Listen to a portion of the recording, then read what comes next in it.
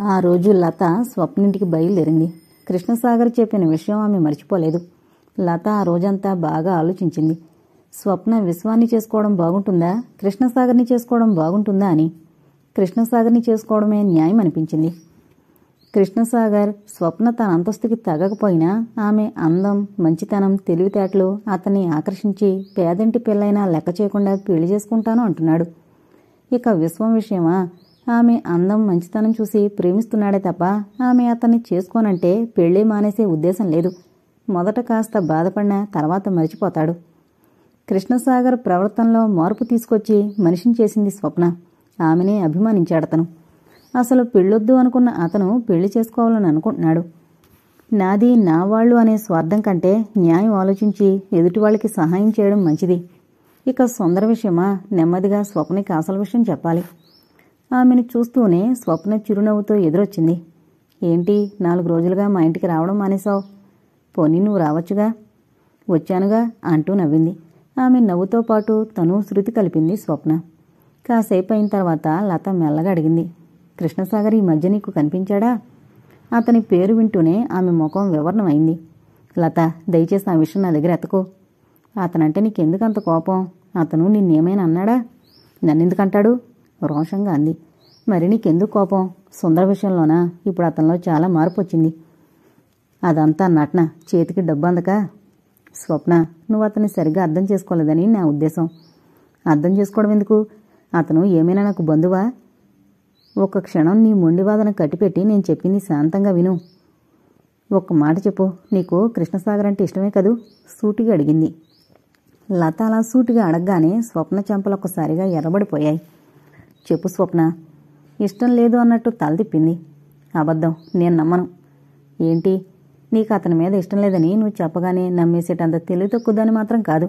అతని మాట చెప్పగానే నీ చెంపలు ఎందుకు ఎర్రబడ్డాయి? స్వప్న ముఖం తిప్పుకుంది. పెళ్లి మాట చెప్పగానే ఏ ఆడపిల్లైనా సిగ్గుపడ్డం సహజం. అంతేగాని అతనంటే నాకేం ఇష్టం లేదు. ఖచ్చితంగా చెప్పినట్టు అంది. స్వప్న నేల చూపులు చూస్తూ కూర్చుంది. సరే, నేను వస్తాను అంటూ లేచింది లత.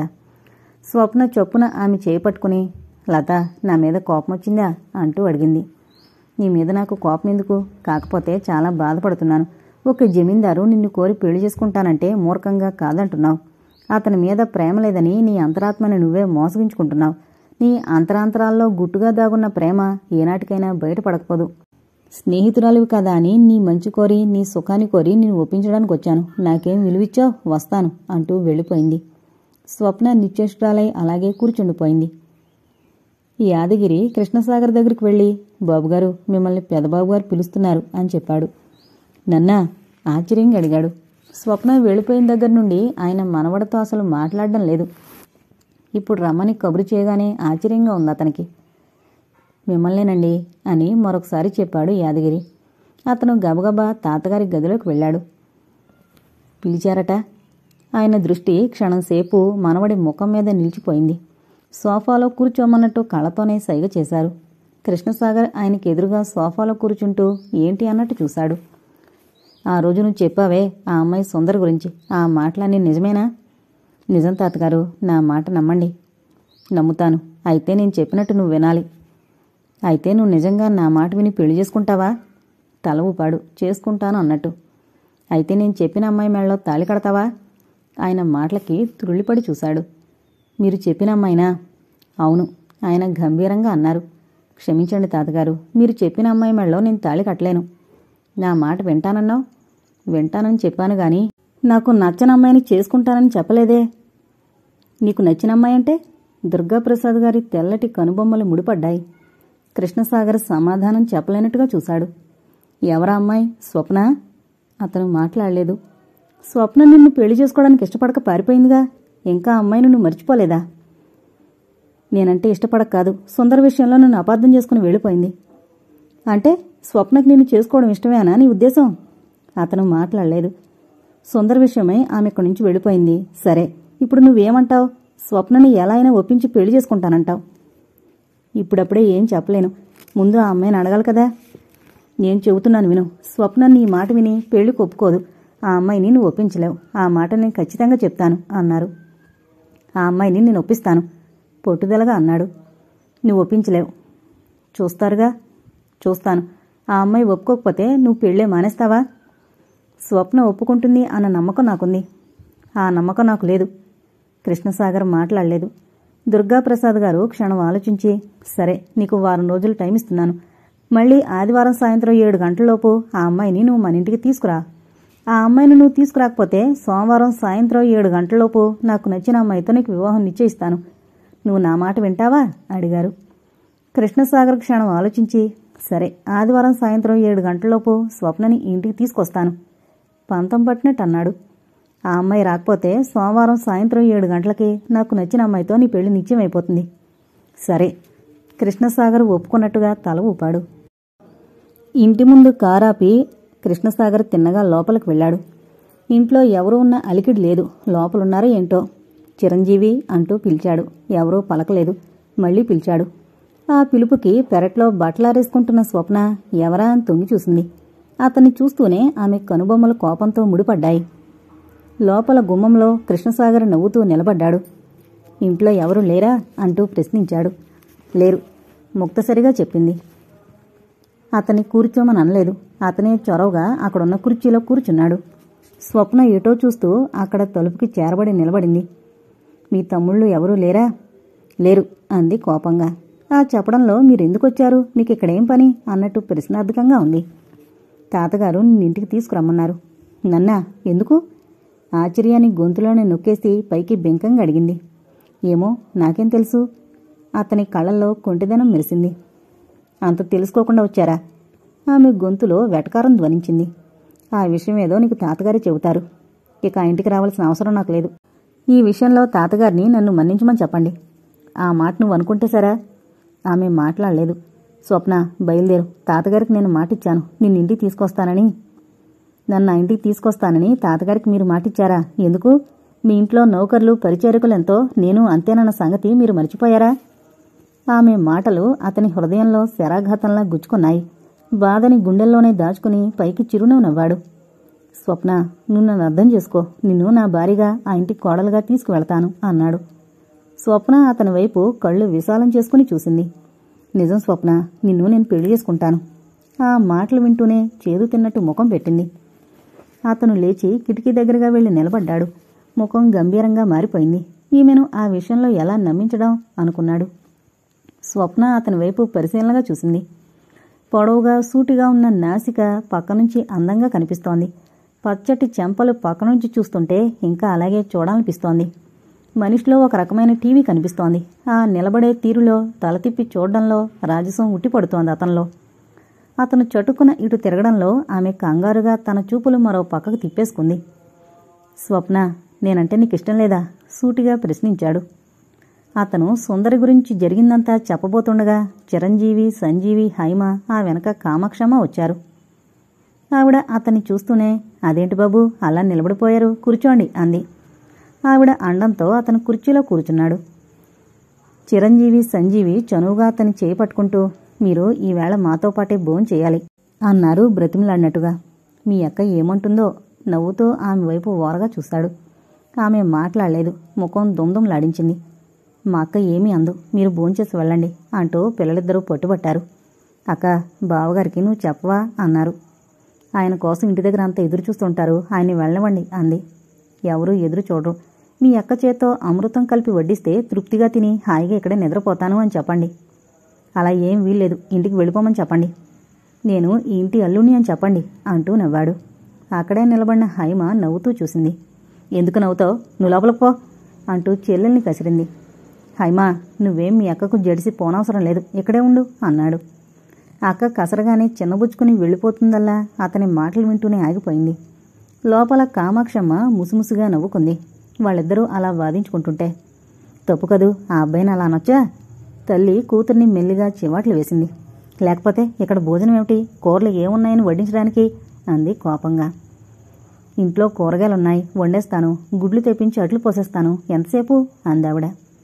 ఎందుకే అంత కోపం? ఆ అబ్బాయి మన ఇంట్లో ఎప్పుడైనా భోంచేశాడా ఏమిటి? నాకేం, వండి వడ్డించు అంది ఒక వారగా కూర్చుంటూ. కామాక్షమ్మ గబగబా వంట చేయసాగింది. అతను భోజనాల దగ్గర అందరం సరదాగా కూర్చున్నా ఉన్నాడు. చిరంజీవి, సంజీవి సంతోషంగా ఒప్పుకున్నారు. స్వప్న ఏం మాట్లాడలేకపోయింది. ఎవరికి ఏం కావాలో వడ్డిస్తోంది. మీరేం సినిమాలు చూశారు అడిగాడు హైమ భుజంపై మెల్లగా తడుతూ.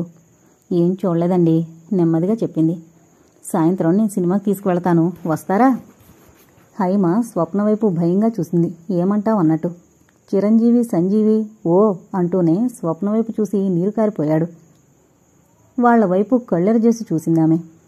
అతను ఆ సంగతి గ్రహించినట్టే ఊరుకున్నాడు. భోజనాలైన తర్వాత కాసేపు కూర్చుని అతను వెళ్ళిపోయాడు. కృష్ణసాగర్ 3వ నాడు మధ్యాహ్నం 2:30 గంటలకొచ్చాడు. స్వప్నేది అడిగాడు పిల్లల్ని. ఏమోనండి, ఎక్కడికి వెళ్ళిందో తెలీదు. ఉదయం 10 గంటలకు వెళ్ళింది, ఇంకా రాలేదు అన్నారు వాళ్ళు. సరే, మీరు త్వరగా తయారవండి, సినిమా టికెట్లు తెప్పించాను, వెళదాం. అక్కింకా రాలేదు సందేహిస్తూ అన్నాడు చిరంజీవి. ఆవిడగారు ఎప్పుడొస్తుందో, మీరు బయలుదేరండి హైమా అంటూ చనువుగా పిలిచాడు. హైమొచ్చి నిలబడింది. కామాక్షమ్మతో చెప్పి పిల్లల ముగ్గురిని తీసుకుని సినిమాకు వెళ్ళాడు. కారులో వెళ్లడం వాళ్ళకెంతో సంతోషంగా ఉంది. సినిమాకు వెళ్లి సినిమా అయిన తర్వాత వాళ్ళని వెంటబెట్టుకుని బట్టల షాప్కి వెళ్ళాడు.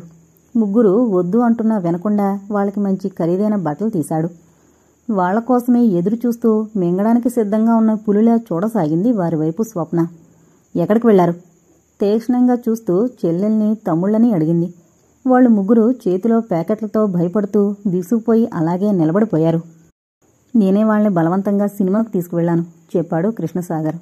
నేను మిమ్మల్ని అడగలేదు కోపంగా అంది తమ్ముళ్ళ వైపు చూస్తూ. ఎవరిని అడిగి వెళ్లారు? ఆమె ప్రశ్నకు వాళ్ళు జవాబు చెప్పలేనట్టు కృష్ణసాగర్ వైపు చూశారు. మీరు లోపలికి వెళ్ళండి అని వాళ్ళకి చెప్పాడతను. చేతిలో ప్యాకెట్లేంటి? నేనే కొనిచ్చాను. ఏం ఆ మాత్రం కొనివ్వకూడదా? చాలా కోపంగా అన్నాడు. ఆమె మాట్లాడలేదు. అతని మీద కోపం పిల్లల మీద చూపిస్తూ కోపంగా చూడసాగింది వాళ్ల వైపు. పిల్లలు నెమ్మదిగా లోపలికి వెళ్ళిపోయారు. అతను ఆమె దగ్గరగా వచ్చి, స్వప్న, నేను నీకు పరాయివాళ్లా అనిపించినా నాకు మాత్రం నువ్వు పరాయిదానివిలా అనిపించడం లేదు. అందుకే నువ్వు నాతో సరిగ్గా మాట్లాడకపోయినా మీ ఇంటికి వస్తున్నాను అన్నాడు. స్వప్న కింద పెదవిని పై పంటితో నొక్కిపెట్టి మౌనం వహించింది. వస్తాను అంటూ అతను వెళ్ళిపోయాడు. కారు స్టార్ట్ అయి వెళ్ళిందాకా ఊరుకుంది. స్వప్న ఇంట్లో అందరి మీద కోపంతో రయ్యి నెగిరింది. చెల్లెలు తమ్ముళ్ళు ఆమె కోపానికి గడగడలాడిపోయారు. తల్లి మెల్లగా అంది, తప్పేముందమ్మా, ఒక అన్నగారిలా తండ్రిలా ఆప్యాయంగా కూడా వెంటబెట్టుకు వెళ్ళాడు. అలా తీసుకువెళ్లేవాళ్ళు మాత్రం ఉండద్దు. పోనీ వీళ్ళంటే వెళ్లారు, హైమనెందుకు పంపించావు? అతను బలవంతంగా తీసుకువెళ్లాడు, నేను పంపించానా?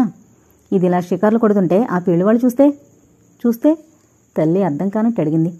చూస్తే అంటావు? నీకేమైనా ఆలోచన ఉందా? అతను అవన్నీ కొనిచ్చాడు, తీసుకోవడం ఏమైనా బాగుంటుందా? కంగుమంటూ అరిచింది. అతనేమైనా పరాయవాడా? అక్క భర్త బావే కదూ. పిల్లల్ని ఇలా ఆప్యాయంగా చూస్తుంటే నాకు సంతోషంతో కడుపు నిండిపోయింది. స్వప్న వెంటనే ఏం మాట్లాడలేకపోయింది. ఏమైనా నువ్వు అతని దగ్గర అలా మాట్లాడడం బాగాలేదు. నిన్ను కోరి చేసుకోబోతున్నాడు. అమ్మా, ఇక సహించలేనట్టుగా అంది. నేను అతన్ని పెళ్లి చేసుకోబోవడం లేదు, ఆ ఉద్దేశం మార్చుకున్నాను. అంది. ఆవిడకు నోట మాట రాలేదు. నిజమా? ఈ మాట అతనికి చెప్పేశావా అంది. అంది నిర్లక్ష్యంగా. ఎంత పనిచేసావే మూర్ఖురాలా. కాళ్ళ దగ్గరకు వచ్చిన అదృష్టాన్ని కాళ్ళదనుకున్నావు. ఎప్పటికైనా మించిపోయింది లేదు. నాకిష్టమే, తొందరపడాలా అన్నాను అని చెప్పాయి. తల్లి మాటలకి ఆమె కళ్ళల్లో నీళ్లు గిర్రుని తిరిగాయి. కామాక్షమ్మ కళ్ళు తుడుచుకుని వంటగదిలోకి వెళ్ళిపోయింది. ఆ రోజుకి ఆ ఇంట్లో ఏ గొడవ జరగలేదు. స్వప్న ఎక్కడ్నుండో అప్పుడే ఇంటికొచ్చింది. రావడంతోనే ఆమె దృష్టి గదిలో కుర్చీ దగ్గర కాల్చిపారేసిన సిగరెట్ కనిపించింది. అప్రయత్నంగా ఆమె కనుబొమ్మలు ప్రశ్నార్థకంగా ముడుచుకున్నాయి. చిరంజీవి కోపంగా పిలిచింది. ఏంటక్కా అంటూ పొరుగునొచ్చాడు. ఆయన మన ఇంటికొచ్చారా? ఎవరు? బావగారా? కోపాన్ని బలవంతంగా దిగమింగుకుంటూ అంది. ఈ పాడుపిల్లలకి ఎన్నిసార్లు అలా పిలవద్దని చెప్పినా వాళ్ళు అలా పిలవడం మానడం లేదు. వచ్చారక్కా? సరే నువ్వెళ్ళు అంటూ తమ్ముడిని పంపేసి తల్లిని అడిగింది. అవును వచ్చాడు, కాసేపు కూర్చుని వెళ్ళిపోయాడు చెప్పింది ఆవిడ. అయితే నేను ఇంటి దగ్గర లేనప్పుడు వస్తున్నారన్నమాట. వస్తే తప్పేంటి? అయినా మనకేమైనా చుట్టమా? ఇంటికి అల్లుడు కదా, రావద్దంటే బాగుంటుందా? అల్లుడు అంటున్నావు, హైమనిచ్చి చేస్తావా? ఉక్రోషంగా అడిగింది. నువ్వు ఇష్టపడకపోతే హైమని ఇచ్చి చెయ్యాలి, తప్పుతుందా? ఆవిడ మనసులోనే ముసుముసుగా నవ్వుకుంది. అలాగే చేయి, ఇక మీ మాటలే నాకు చెప్పకండి, నేను చచ్చాననుకోండి అంటూ వెళ్ళి మంచంపై బోర్లా పడుకుండిపోయింది. ఆవిడకు గుండెలు పీచుమంటున్నాయి. కూతురి కోపం చూసి అలిగి ఇంట్లో నుండి వెళ్ళిపోయిందేమో అని. స్వప్న బాగా ఆలోచించి లతింటికి అతను రమ్మని ఫోన్ చేయించింది. అతను వచ్చే టైంకి స్వప్న తమ్ముళ్ళకి చెల్లెలికి కొనిచ్చిన బట్టల ప్యాకెట్లు పట్టుకుని లతింటికి బయలుదేరింది. అతనింకా రాలేదు.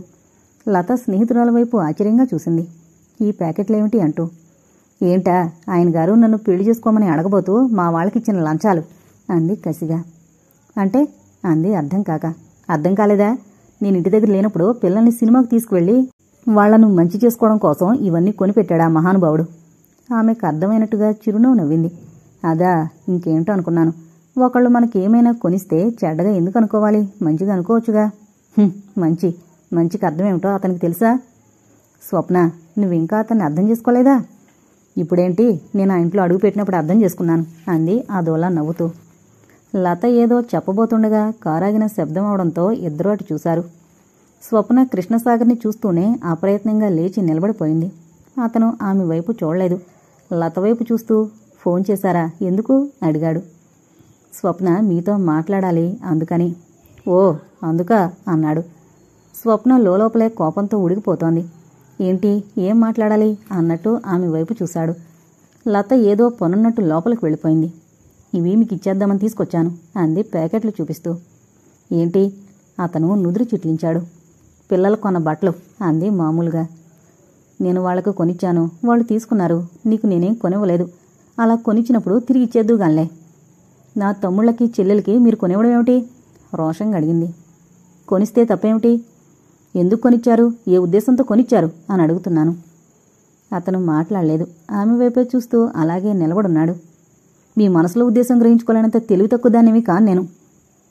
అయితే నేను ఏ ఉద్దేశంతో కొనిచ్చానో నువ్వు గ్రహించుకున్నావన్నమాట. శాంత గంభీరంగా ఉంది అతని కంఠస్వరం. ఆ అంది నిర్లక్ష్యంగా. తనకి ఈ విషయం ఎప్పుడో అర్థమైంది అన్నట్టు. గ్రహించావా? ఎందుకు, ఏ ఉద్దేశంతో కొనిచ్చాను? అతని కంఠస్వరం కంగుమంది. స్వప్న మాట్లాడలేదు. ఎర్రబండ ముఖాన్ని పక్కకు తిప్పుకుంది రోషంగా. నీ అందం చూసి మోజుపడి నేను ఇవన్నీ కొనిచ్చాననుకుంటున్నావా? ఈ ప్రపంచంలోకి నీకంటే అందగత్తెలే లేరనా నీ ఉద్దేశం? కోపంగా అన్నాడు. అతను అంత సూటిగా అండంతో మౌనపడినట్లుగా అయింది. స్వప్న, ప్రతి చిన్న విషయాన్ని భూతద్దంలోంచి చూడడం మానుకో. మీరెవరు నాకు నీతులు బోధించడానికి అంది రోషంగా తలెగరేస్తూ. నేనెవరో నీకు తర్వాత తెలుస్తుంది.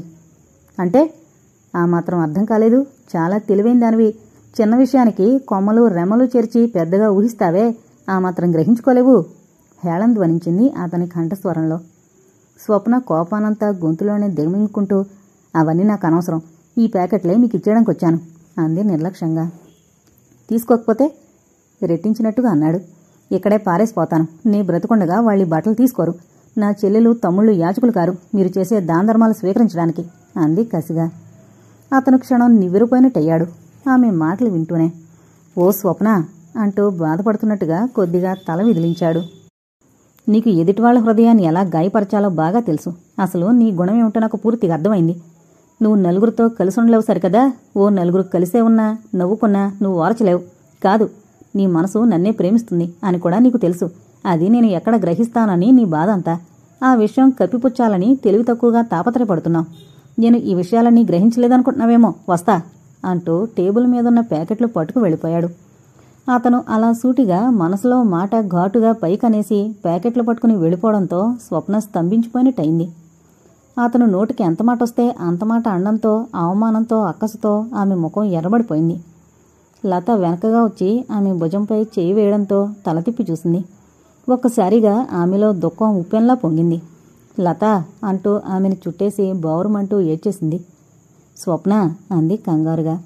ఆమె మాట్లాడలేదు. ఏంటిది, ఎందుకీ కన్నీళ్లు, నాతో చెప్పవా అంది ఆమెను ఓదారుస్తూ. స్వప్నకి దుఃఖం ఇంకా ఉధృతం కాసాగింది. ఊరుకో స్వప్న, నువ్వు మనసులో ఏదో బాధపడుతున్నావే, అది పైకి చెప్పలేక నీలో నువ్వే కుమిలిపోతున్నావు. నేనా మాత్రం గ్రహించలేననుకున్నావా? నీ మనసులో ఏముందో నాకు చెప్పకూడదా? ఆమె ఏం లేదు అన్నట్టు తల విదిలించింది. లత ఎన్ని విధాలు అడిగినా ఆమె మనసులో మాట చెప్పలేదు. కాసేపటికి తనను తాను సర్దుకున్నట్లుగా దుఃఖాన్ని బలవంతంగా మింగుకుని పైట చెంగుతో కళ్ళొత్తుకుంది. లతకి చెప్పి స్వప్న ఇంటికి బయలుదేరింది. ఆ రోజు ఉదయం 10 గంటలకు స్వప్న మంచం మీద కూర్చుని తీరిగ్గా తలకి చిక్కు తీసుకుంటోంది. ఒత్తుగా బాగా పొడవు ఉన్న జుట్టేమో చిక్కు సరిగ్గా రావడం లేదు. చికాగ్గా జుట్టుని గబగబా దూకుంటోంది. వీధిలో కారాగడంతో జుట్టు పక్కకు తీసుకుని అటు చూసింది. కృష్ణసాగర్ లోపలకు రావడం కనిపించడంతో తను చూడనట్టే అలాగే కూర్చుని తలదూకుంటోంది. అతను లోపలికొస్తూనే హైమా అంటూ పిలిచాడు.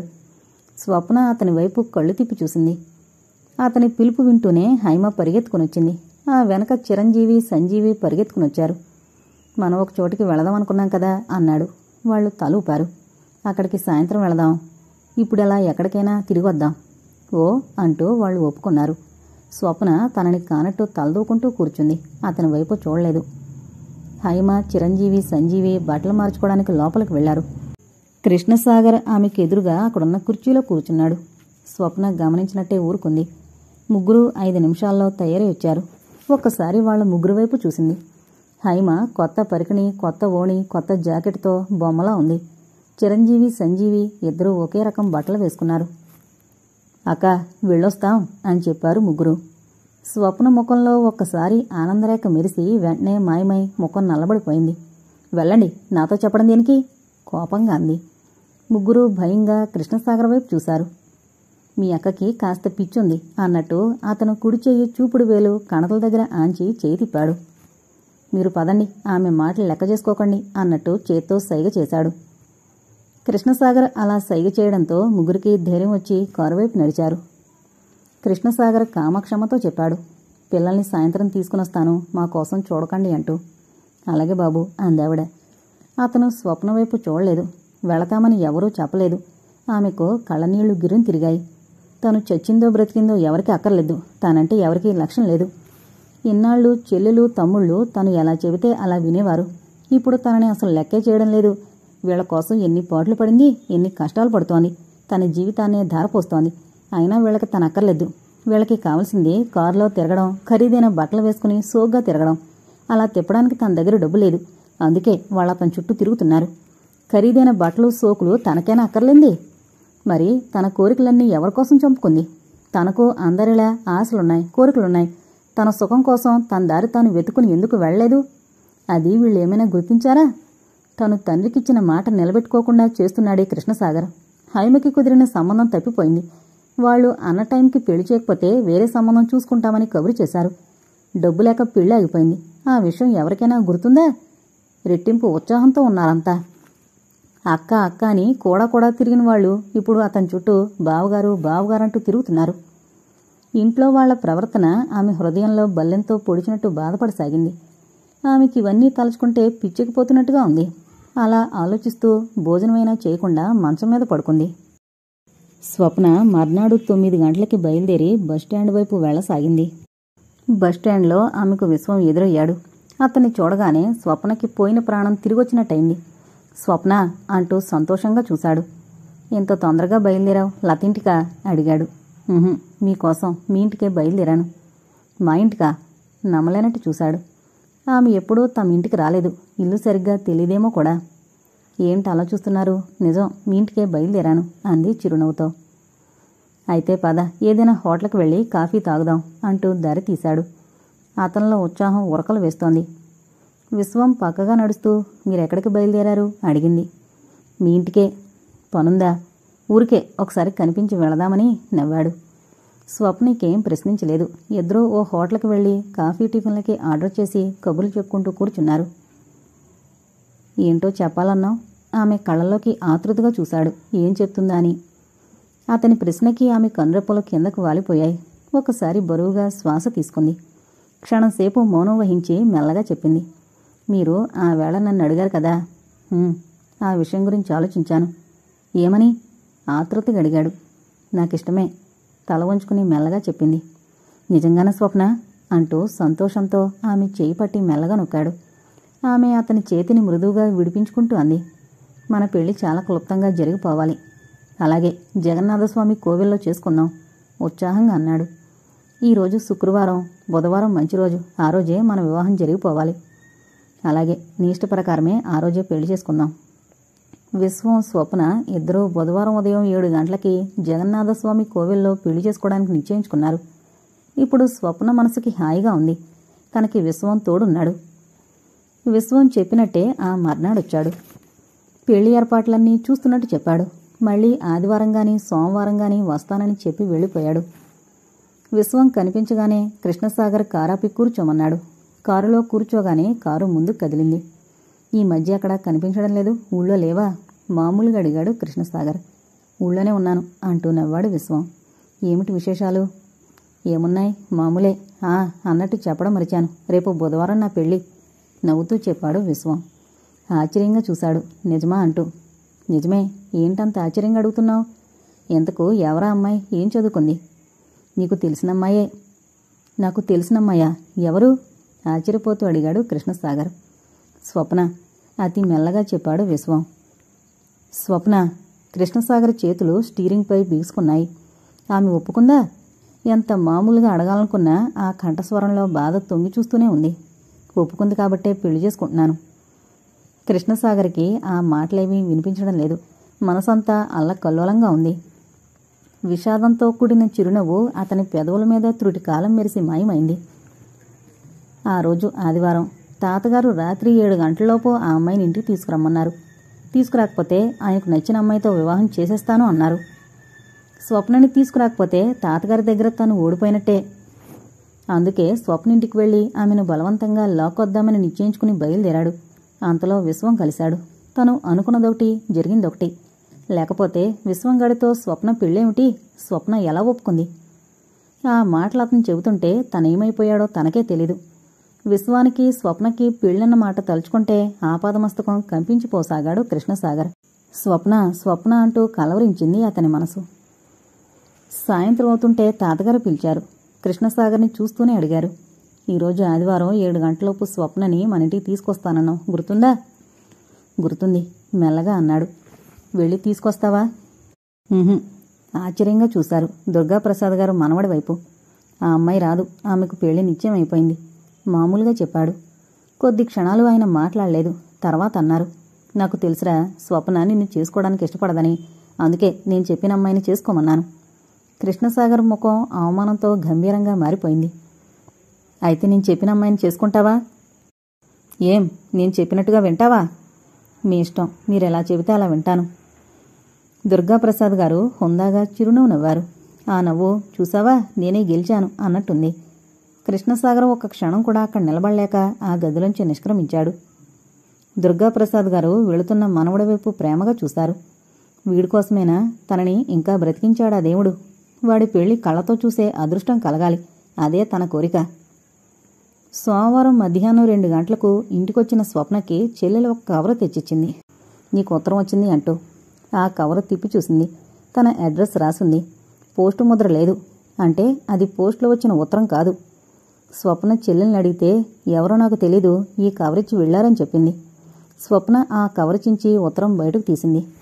ఆ దస్తూరి కింద సంతకం చూస్తూనే స్వప్న కనుబొమ్మలు కోపంతో ముడుచుకున్నాయి. చదవకూడదు అనుకుంటూనే ఉత్తరం చదవసాగింది. స్వప్న, నిన్నిలా పిలిచే చనువు ఈ రోజుతో పోగొట్టుకున్నాను.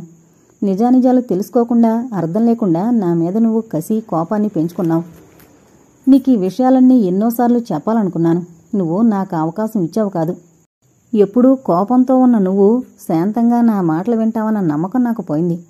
ఇప్పుడు కూడా నా మాటలు వినేటట్టు లేవు. అందుకే ఉత్తరం రాసి పంపిస్తున్నాను. నేను తాగుబోతునే కావచ్చు, ఎందరో అమ్మాయిలతో నాకు పరిచయం ఉన్నమాట నిజం. ఆ రోజు కలకత్తాలో వర్షం వస్తుంది అని నువ్వు నేనున్న ఇంటి దగ్గర ఆగావు. నేను ఒక అమ్మాయి గురించి ఎదురు చూస్తున్నాను. నా అలవాట్లు, నా స్నేహాలు నీకు తెలిసినవే. నిన్ను చూస్తూనే నేను ఎదురు చూస్తున్న ఆ అమ్మాయి నువ్వే అని నిన్ను లోపలికి పిలుచుకువెళ్లాను. దానికి తోడు నువ్వు భయపడుతున్నట్లు ముఖం పెట్టినా గానీ సందేహించకుండా నా వెంట రావడం నాకెలాంటి అనుమానం రాలేదు. అందుకే ఆ రోజు నీ పట్ల అలా ప్రవర్తించాను. ఆ సమయంలో నేను ఎవరి గురించైతే ఎదురు చూస్తున్నానో ఆ అమ్మాయి తలుపు కొట్టింది. నా తప్పు తెలుసుకుని ఆ అమ్మాయిని వేరే గదిలో కూర్చోమని చెప్పి నీ దగ్గరకొచ్చాను. ఆ క్షణంలో నీకు నా ముఖం చూపించాలంటే చాలా సిగ్గనిపించింది. నువ్వు నమ్ము నమ్మకపో, నా డబ్బుకి ఆశపడి నన్ను కోరొచ్చిన ఆ అమ్మాయిని దగ్గరికి చేర్చుకున్నానే తప్ప ఏనాడు ఏ అమ్మాయిని ఆమెకి ఇష్టం లేకుండా లొంగ తీసుకుని బలవంతంగా నా కోరికలు తీర్చుకోలేదు. ఆ క్షణంలో నిన్ను చూస్తే నాకు చాలా జాలనిపించింది. నిన్ను వెళ్ళిపోమని చెప్పాను. నిన్ను మళ్లీ ప్రమేల పుట్టినరోజును చూశాను. నిన్ను చూసిన క్షణం ఎటువంటిదో నీ రూపమే నా కళ్ళలో ప్రతి క్షణం కదులుతూ నన్ను పిచ్చివాణ్ణి చేసేది. ఆ తర్వాత కొద్ది నెలలు పోయాక నాకు ఫోన్ చేశావు, మీతో మాట్లాడాలి అంటూ. నాతో మాట్లాడాలంటే ఏంటా అని ఆశ్చర్యపోయాను. నువ్వు మా ఇంటికి కాకుండా ఎక్కడికైనా వస్తానండం, నేనిచ్చిన అడ్రస్కి నువ్వు రావడం, నాతో మాట్లాడడం జరిగింది. నాతో ఏం మాట్లాడతావా అని ఊహిస్తున్న నాతో హఠాత్తుగా సుందర విషయం ఎత్తగానే నేను ఆశ్చర్యపోయాను.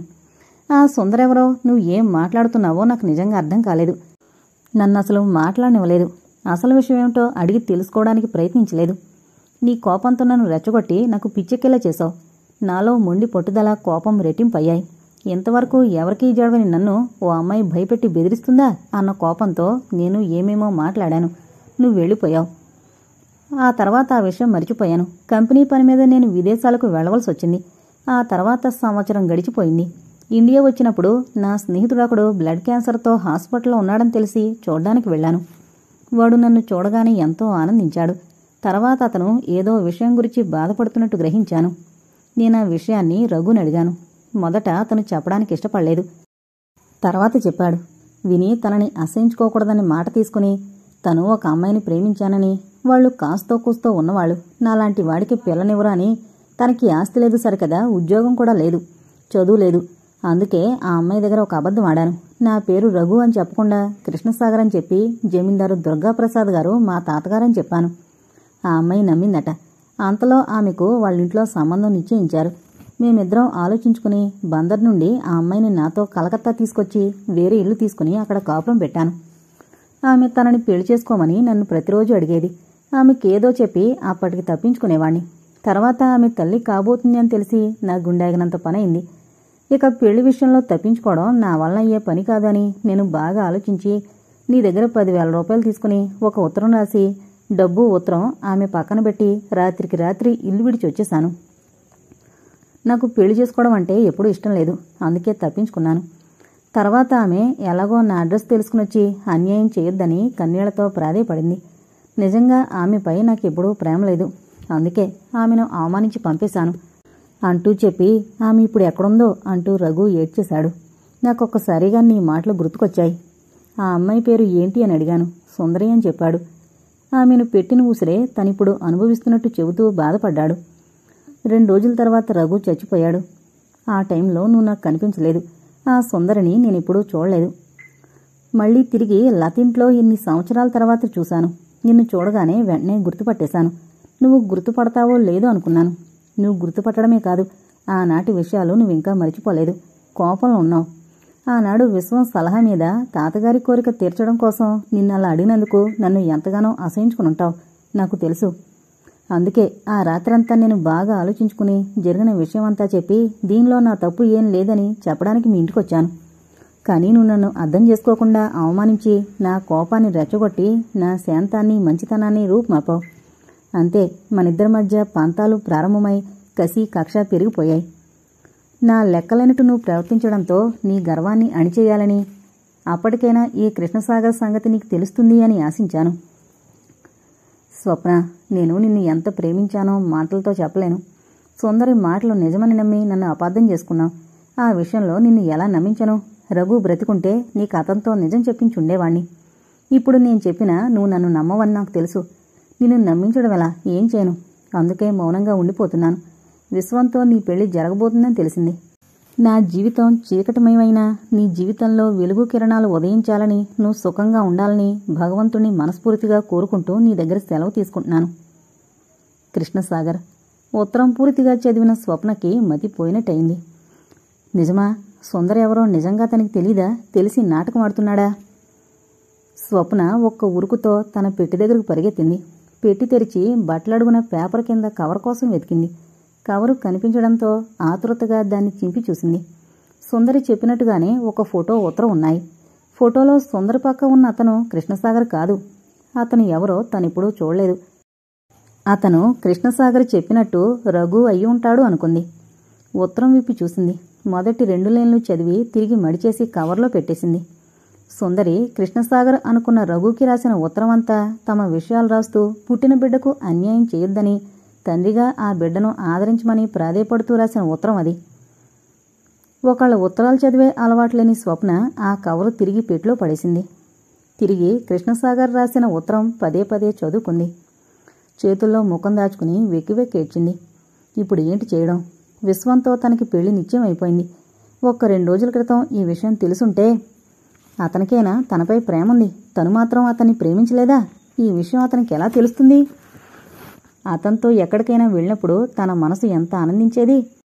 తప్పు చేస్తున్నానేమో అన్న ఆలోచన రావడంతో తనెంత కుంగిపోయేది? ఇప్పుడు విచారించి ప్రయోజనం లేదు. ఎల్లుండి ఉదయం విశ్వంతో తనకి పెళ్లి జరగబోతుంది. విశ్వానికి తెలియనివ్వకూడదు, లేకపోతే అతను బాధపడతాడు. దుఃఖాన్ని మనసులోనే మింగుకుని పైకి మామూలుగా ఉండడానికి ప్రయత్నించసాగింది. విశ్వం సాయంత్రం 4 గంటలకే స్వప్నింటికొచ్చాడు. స్వప్న హుషారుగా పిలిచాడు. ఏంటి? స్వప్న అతనికి ఎదురుగా వచ్చి అడిగింది. రాణి నవ్వు బలవంతంగా పెదవుల మీదకి తెచ్చుకోవాలని ప్రయత్నించింది. అయినా ఆమె ప్రయత్నం ఫలించలేదు. ముఖం వెలవెలబోయింది. కళ్లల్లో కాంతి తగ్గింది. విశ్వం ఆమె వైపు అనుమానంగా చూశాడు. స్వప్న, ఏంటలా ఉన్నావు? ఒంట్లో బాగాలేదా? ఏం లేదు, ఊరికే అంటూ కృత్రిమంగా నవ్వింది. తలనొప్పిగా ఉందా? మరి ఎందుకు అలా ఉన్నావు? నమ్మలేనట్టు చూశాడు. ఇప్పుడే పడుకుని లేచాను. కూర్చోండి, కాఫీ తీసుకొస్తాను. కూర్చోడానికి టైం లేదు, నాకు అవతల చాలా పనుంది. రేపు ఉదయం నువ్వు రెడీగా ఉండు, షాప్కి వెళదాం. కొనవలసినవి చాలా ఉన్నాయి. ఎల్లుండి ఉదయం అన్ని ఏర్పాట్లు జగన్నాథస్వామి కోవిల్లో జరిగిపోతున్నాయి ఇంకా అంటూ ఆలోచనల్లో పడ్డాడు. ఆమెకు చెప్పవలసిన విషయాలు ఇంకేమైనా ఉన్నాయా అంటూ. సరే, రేపు 10 గంటలకు వస్తాను, సిద్ధంగా ఉండు అని చెప్పి వెళ్ళిపోయాడు. కృష్ణసాగర్ తనకి ఏమీ కాడు. తను విశ్వానికి భార్య కాబోతోంది. వీధిలో కారాగిన శబ్దం అయింది. శబ్దం వినిపించగానే స్వప్న గుండె ఒక్కసారిగా ఆగినంత పనైంది. కృష్ణసాగర్ వచ్చినట్టున్నాడు. ఇప్పుడెలా? కారులో నుండి దిగినట్టుగా కారు డోరు మూసిన శబ్దం అయింది. స్వప్న గుండెలు దడదడమంటూ కొట్టుకున్నాయి. స్వప్న ఒక్క ఉదుటున మంచం మీద నుండి లేచింది. అంతలో చేతికర్ర టిక్కు టిక్కుమంటూ చిన్నగా శబ్దం వినిపించింది. స్వప్న చెవులు రిక్కించి ఆ శబ్దం ఏమిటా అని ఊపిరి బిగబట్టి వింది. అప్రయత్నంగా తల తిప్పి గుమ్మం వైపు చూసింది. అంతే, ఒక్క క్షణం అలా ఉండిపోయింది. దుర్గాప్రసాద్ గారు మెల్లగా నడిచొస్తున్నారు లోపలికి. తాతగారు అంటూ ఒక్క ఉదుటున పరిగెత్తుకు వెళ్ళి ఆయన చేతులు పట్టుకుంది. తాతగారు, మీరు మా ఇంటికొచ్చారా? స్వప్నకి దుఃఖం ఆగలేదు. కన్నీళ్లు జలజల రాలిపడ్డాయి. స్వప్న, నా తల్లి, నన్ను విడిచొచ్చేశావా? ఈ తాతయ్య నీకు గుర్తురాలేదా? తాతగారు అంటూ ఆయన చేతులు పట్టుకుని దుఃఖం ఆపుకోలేక బోరుని ఏడ్చింది. కాసేపటికి ఆమె దుఃఖాన్ని మింగుకుని కళ్ళు తుడుచుకుని ఆయన్ని మెల్లగా లోపలికి తీసుకొచ్చి కుర్చీ వేసి కూర్చోబెట్టింది. ఆ కుర్చీలో ఆయన మెల్లగా కూర్చున్నారు. కృష్ణసాగర్ని పెళ్లి చేసుకోమని అడిగానని నా మీద నీకు కోపమొచ్చిందా? ఆ మాటతో స్వప్న తల వంచేసి ఆయన మీద తనకేం కోపం లేదు అన్నట్టు తల అడ్డంగా తిప్పింది. అయితే మన ఇంటికి పోదాం పదా అన్నారాయన. తాతగారు విస్మయంగా చూసింది. అవునమ్మా, అది నీ ఇల్లు. నువ్వు లేని ఆ ఇంటికి కళ తగ్గి వెలుతురు మాయమైంది. నువ్వు లేని ఆ ఇంట్లో ఇక ఎవరూ ఉండలేకపోతున్నాం. స్వప్న, మా కోసం నువ్వు రావాలి. ఆయన కంఠం ఆర్తితో పలికింది. స్వప్న ఏం మాట్లాడలేకపోతోంది, ఎటూ చెప్పలేకపోతోంది. స్వప్న, ఆమె తల మీద చేయి వేశారు. నా మాట నువ్వు తప్పక వింటావని, నా కూడా వస్తావని ఆశతో నేను లేని ఓపిక తెచ్చుకుని స్వయంగా నీ కోసం వచ్చాను. స్వప్న, కృష్ణసాగర్ నాకంతా చెప్పాడు. సుందర విషయంలో నువ్వు పొరబడ్డావు. తాతగారు అంది ఆ మాటలు విని సహించలేనట్టుగా. ఆ రోజు లత చెప్పింది, కృష్ణసాగర్ ఎందుకో నీపై కక్షగట్టి నీకెక్కడా ఉద్యోగం దొరకనివ్వడం లేదు అని. మీరు ఎలా అయినా ఆ అమ్మాయికి ఉద్యోగం ఇవ్వవలసింది అని ప్రాధేయపడింది. ఏ విషయమో నాకు సరిగ్గా అర్థం కాలేదు. నెమ్మది మీద తెలుసుకోవాలనుకున్నాను. నువ్వు ఉత్తరం రాసిందాకా నాకు సుందర్ గురించి తెలియదు. తర్వాత కృష్ణని అడిగితే చెప్పాడు. వాడు నువ్వు ఊహించినంత దుర్మార్గుడు కాదు. వాడి మనసు చాలా మంచిది అంటూ ఆయన ఇంకా చెప్పబోతుంటే, తాతగారు, మీరు నాకింకేం చెప్పొద్దు. నేను నా తప్పు తెలుసుకున్నాను. వారిని అనవసరంగా అనుమానించినందుకు బాధపడి సిగ్గుపడుతున్నాను. నన్ను క్షమించండి అంది కన్నీళ్లతో. స్వప్న ఆమె వైపు సంతోషంగా చూశారు. అయితే నువ్వు వాడిని అర్థం చేసుకున్నావా? వాడి తప్పు ఏం లేదని నువ్వు గ్రహించుకున్నావా? గ్రహించాను అన్నట్టు తల ఊపింది. అయితే నువ్విక నా మాట కాదనకూడదు, కూడా ఇంటికొచ్చి తీరాలి. స్వప్న, నీ చెల్లెలికి నేను పెళ్లి చేస్తాను. నీ తమ్ముళ్ళని చదివిస్తాను. మీ అమ్మ నాకు కూతురు అనుకుంటాను. మన ఇంట్లోనే ఉంటుంది. ఇక నీకే కష్టం ఉండదు. నా మాట వినమ్మా. కానీ అంటూ సందేహంగా ఆగిపోయింది. నాకు తెలుసు తల్లి, నీ సందేహం ఏమిటో విశ్వానికి నేను చెబుతాను. కృష్ణసాగర్ ఎంత బాధపడుతున్నాడో, వాడి మనసు ఆలోచనలు అన్నీ నీ మీదే ఉన్నాయి. తాతగారి మాటలు వినడంతో స్వప్న కనురెప్పలు కిందకు వాలిపోయాయి. సిగ్గుతో తల ఉంచుకుంది. అప్పుడే ఇంటికొచ్చిన కృష్ణసాగర్ని దుర్గాప్రసాద్ గారు పిలిచి చెప్పారు. నేను చెప్పిన అమ్మాయిని తీసుకొచ్చాను. నీ గదిలో ఉంది. నీకు నచ్చిందా లేదో చెప్పు. మీ పెళ్లికి గురువారం రాత్రి 7:30 గంటలకి ముహూర్తం పెట్టించేశాను. నువ్వు నా మాట కాదనవు అన్న నమ్మకంతో. వింటున్నావా? వింటున్నాను అన్నట్టుగా తలూపి తిన్నగా మేడ మీదకు వెళ్ళిపోయాడు. గది తలుపులు తెరవబోతుంటే అతని చేతులు వణికాయి. వేదనతో అతని గుండెలు బొరివెక్కాయి. ఈ రోజుతో స్వప్నని మర్చిపోవాలి అనుకుంటూ మెల్లగా గదిలోకి ప్రవేశించాడు. గదిలో సోఫాలో చెంపకు చెయ్యానించుకుని ఎటో చూస్తూ కూర్చుంది స్వప్న. కృష్ణసాగర్ తలమునకలై ఆశ్చర్యంతో చూస్తూ అలాగే నిలబడిపోయాడు. స్వప్న కూడా అప్రయత్నంగా లేచి నిలబడుతూ అతని వైపే చూడసాగింది. అతని మనసంతా అనిర్వచనీయమైన ఆనంద తరంగాలతో నిండిపోయింది. ఆమె మనసు పాల వెలువై పొంగింది. మరుక్షణం ఆమె వదనం మ్లానమైంది. ఆమె గుండెల్లో మూగగా భరిస్తున్న బాధ అంతా ఒక్కసారి వరదలై కన్నీటి రూపంలో ప్రవహించసాగింది. స్వప్న అంటూ చేతులు చాపాడు. స్వప్న ఇక నిలబడే శక్తి లేనట్టుగా పొరుగున వెళ్లి అతని చేతుల్లో వాలిపోయింది. ఆమెను ఆప్యాయంగా అనురాగంతో ఆర్తిగా హృదయానికి హత్తుకున్నాడు. మీరు నన్ను క్షమించండి అంది కన్నీళ్లతో. స్వప్న అన్నాడు ఆమె తల చెంపలు నిమురుతూ. నువ్విక్కడికి ఎలా వచ్చావు? ఆశ్చర్యంగా అడిగాడు. స్వప్న చెప్పింది. తాతగారు మీ ఇంటికొచ్చారా? నమ్మలేనట్టుగా ఆశ్చర్యంగా అడిగాడు. అతని ముఖం సంతోషంతో కాంతివంతమైంది. అవునని తల ఊపింది. అతని అణువణువు చెప్పలేనంత సంతోషంతో ఉక్కిరిబిక్కిరైంది. కళ్ళెత్తి అతని వైపు చూసింది. కృష్ణసాగర్ నవ్వుతూ చూస్తున్నాడు. సిగ్గుతో ఆమె ముఖం రాగరంజితమైంది. స్వప్న కృష్ణసాగర్ని చేసుకుంటుందని తెలిసి మొదట విశ్వం తెల్లబోయాడు. తర్వాత మనస్ఫూర్తిగా ఆనందించాడు. ఈ విషయం లతకి మాధవరావు కూడా చాలా సంతోషం కలిగించింది. ఆ రోజు రాత్రి కృష్ణసాగర్ స్వప్నల వివాహం. పెద్ద కోట్లా ఉన్న ఆ భవంతి ముందు షామియానాలు వేశారు. వధూవరులు పెళ్లిపేట్లపై కూర్చున్నారు. పురోహితుడు మంత్రాలు చదువుతున్నాడు. పురోహితుడు మంత్రాలు చదువుతుంటే కృష్ణసాగర్ స్వప్న మెడలో మంగళసూత్రం ముడివేశాడు. పెళ్లికొచ్చిన పెద్దలంతా అక్షంతలు జల్లి ఆ నూతన దంపతులను ఆశీర్వదించారు. స్వప్న మనసు ఒక్కసారిగా పాలసముద్రమై పొంగిపోయింది. ఆ మర్నాడు ఉదయం దుర్గాప్రసాద్ గారు కృష్ణసాగర్ని స్వప్నని దగ్గరకు పిలిచారు. ఆయన కూర్చున్న సోఫాలో ఇద్దరూ తాతగారికి చిరోపక్క కూర్చున్నారు. ఇనపెట్టే తాళాలు స్వప్న చేతిలో పెడుతూ ఆయన అన్నారు. చూడమ్మా, ఆస్తిని ఇంటిని నీకు అప్పగిస్తున్నాను.